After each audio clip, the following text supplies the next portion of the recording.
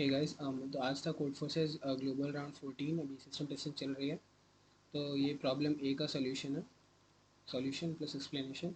तो इसमें हमें एक एरे दी हुई थी, ठीक है। और एरे यानी गोल्ड बार्स का वेट है। और जब आप एरे मतलब आपको एरे ऐसे ऑर्डर में प्रिंट करनी है कि जब भी आप वन बाय वन वो एरे के वेट्स को ऐड करो तो वो एक एक वेरिएबल एक्स की वैल्यू है, उस वैल्यू के इक्वल कभी नहीं होना चाहिए, एरे के एंड में भी कभी नहीं होना चाहिए, ठीक है। जैसे 1 2 3 4 5 सॉरी 1 2 3 4 8 है। तो इसके मोमेंट, इस पूरे मोमेंट में आप जब भी वन ऐड करो, फिर टू ऐड करो, फिर थ्री, तो कभी भी ये थ्री नहीं होना चाहिए। तो जैसे ओरिजिनल ऑर्डर अगर आप डालोगे तो वन फिर टू, तो ये थ्री हो गया यहाँ पे, वन से टू पे जाके थ्री हो गया, तो ये पॉसिबल नहीं है। और आंसर में क्या है, एट। तो एट ही उन्होंने पहले प्रिंट कर दिया, तो ये तो थ्री से बड़ा ही है। अब आप इसमें कितना भी ऐड करो, थ्री के बराबर कभी नहीं हो सकता, तो ये सही ऑर्डर है, ठीक है। चलिए, तो अभी ये इसको अप्रोच कैसे करना है, एक्चुअली इसके दो अप्रोचेज़ हैं, मैं आपको दोनों समझाता हूँ। तो पहले तो ब्लैक एंड वाइट। हाँ, तो मान लो हमारे पास ये एक एरे दी हुई है, ठीक है। इसमें चार एलिमेंट्स हैं, नहीं पांच मान लेते हैं हम, A B C D and E. और एक्स तो हमारा है ही, वो जो जिसके सम इक्वल नहीं होना चाहिए। तो हम मान लो ऐड कर रहे हैं, ठीक है। ए ऐड किया, हमने ए ऐड किया, अभी भी ए छोटा है। फिर बी ऐड किया, अभी भी ए छोटा है। फिर सी ऐड किया, अभी भी ए छोटा है। लेकिन जैसे ही हमने डी ऐड किया, हमने जैसे ही डी ऐड किया वो एक्स के इक्वल हो गया, ठीक है। एक एग्जांपल ले रहा हूँ मैं, ठीक है, कोई मतलब ऐसे वेरिएबल्स में। तो हम डी को स्किप कर देंगे, ठीक है। और एक टेम्पोररी वेरिएबल बना लेंगे, int temp is equal to ऐसे -1 कर देंगे। और जैसे ही वो ऐसा कोई हमें वैल्यू मिले जहाँ पे ये एक्स हो गया, तो हम उसको स्किप करके वहाँ पे उसका इंडेक्स स्टोर कर लेंगे। ये कौन से इंडेक्स पे, थ्री है ना, तो हम टेम्प को यहाँ पे थ्री दे देंगे। और फिर उसकी नेक्स्ट वैल्यू प्रिंट कर देंगे, मतलब ऐड कर देंगे। ऐड नहीं करनी है एक्चुअली, ये सारे जितने भी ऐड किए ना हमने, इनको प्रिंट करना है। तो ये आउटपुट में यहाँ पे प्रिंट हो गया होगा, ए फिर बी फिर सी, और सॉरी एक लाइन में। फिर उसके बाद अ,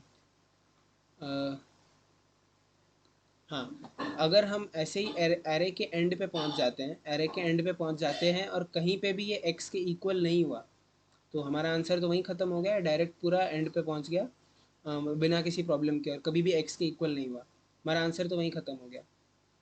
और या फिर, और जैसे हमने यहाँ पे ये स्टोर किया था कि ये एक बार एक्स के इक्वल हो गया, तो हम यहाँ ई को प्रिंट कर देंगे, फिर आगे मान लो एफ जी होता कुछ भी, तो वो एफ कर देंगे। और यहाँ पे ये प्रॉब्लम तो बिल्कुल नहीं है कि अगर डी हुआ, ठीक है, ये डी है, ये डी अगर यहाँ पे मतलब डी हम नहीं डालें, डी तो स्किप कर दिया, पर यहाँ ई डालें तब भी एक्स हो जाए, तो ऐसा पॉसिबल ही नहीं है। क्यों? क्योंकि हमें प्रॉब्लम में दिया हुआ है कि they are pair wise distinct, यानी दो नंबर्स सारे नंबर्स डिस्टिंक्ट है एक दूसरे से। तो ये एक अच्छा हिंट था, ठीक है। और ये सब करने के लिए आपको नंबर सॉर्टेड ऑर्डर में होना बिल्कुल ज़रूरी है, सॉर्टेड ऑर्डर में होना ज़रूरी है। मान लो यहाँ पे डी फाइव होता, ठीक है, डी फाइव होता, हमने फाइव स्किप कर दिया, पर अगला नंबर वन होता और उसके अगला फोर होता, तो वन प्लस फोर फाइव होके एक्स आ जाता। तो हमारी मेहनत बेकार हो जाती ना, इसीलिए ये एरे को हम सॉर्ट कर देंगे सबसे पहले। और एक्चुअली एन यहाँ पे हमारा बहुत छोटा है, 100 ही है। तो आप आराम से इसमें ये O of N cube solution भी करोगे ना, तो भी चल जाएगा, लेकिन उतना कुछ करने की जरूरत नहीं। हाँ, और एक फिर एक और ऑप्शन था कि ये एन छोटा होने का एक और फ़ायदा था कि आप एरे को रोटेट करते थे। मतलब जैसे ए बी सी डी ई है, अभी तो मैं सारा कुछ हटा देता हूँ।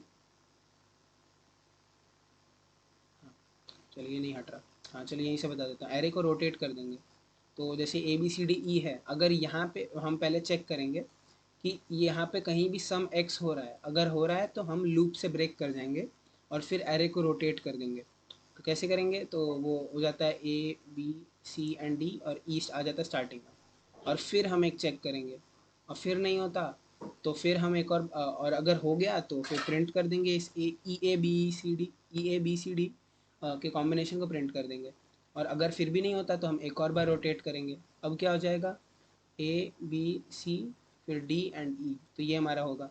ऐसे ही मान लो कहीं पे आ जाता है, जैसे ए बी सी डी ई पे हमारा आंसर आ जाता है, तो हम ये सीक्वेंस को प्रिंट कर देंगे।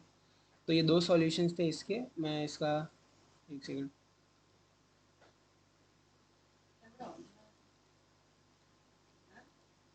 हाँ, तो चलिए मैं आपको ये कोड दिखा देता हूँ कि हाँ, तो मैंने एक्चुअली इसमें एरे रोटेशन किया, ठीक है। तो जब भी जब भी ये ट्रू मतलब ये अगर temporary sum is equal to X आ जाता है, ओ सॉरी मैं आपको ये कंडीशन तो बताना भूल ही गया कि आंसर नो कब होगा।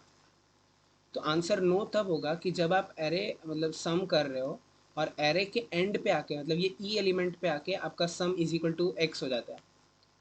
तो अब आप एरे को कितना भी रोटेट करो, किसी भी एलिमेंट को इधर डालो उधर डालो, पर एरे के एंड तक आते आते आपका सम एक्स हो ही जाएगा। तो ये आंसर हमेशा एक्स ही होगा, मतलब तो इसका आंसर हमेशा नो ही होगा। तो यही मैंने किया है कि मैंने इनपुट लिया, पहले एरे का इनपुट लिया, फिर टेम्पररी सम में वो सम डाला, फिर वो टेम्पररी सम अगर एक्स है तो नो प्रिंट कर दिया, एल्स आगे बढ़ गया। तो हम येस प्रिंट कर देंगे, फिर okay is equal to true. तो जब तक ओके ट्रू है तो फिर ओके को यहाँ फॉल्स कर देते हैं। फिर एक वेक्टर बनाया हमने, मतलब टेम्पररी वेक्टर यही होगा, ये होगा टेम्पररी वेक्टर। वो वो उसमें एक ही वैल्यूज असाइन करते हैं, फिर उसको चेंज करते हैं मतलब रोटेट करते हैं। और फिर अगर ओके फॉल्स है, अगर ओके मतलब ओके यहाँ पे ट्रू कर दिया, तो अगर ये लूप रन नहीं हुआ तो ओके तो फॉल्स होगा यहाँ से। तो ओके यहाँ पे ट्रू, तो हम यहाँ प्रिंट कर देंगे। और ये न्यू मतलब न्यू लाइन है वो, मतलब मेरा एक मैक्रो यहीं कहीं होगा, ये रहा न्यू लाइन सी आउट। तो आई होप आपको समझ में आएगा। मिलता हूँ आपसे नेक्स्ट वीडियो में, तब तक के लिए बाय बाय।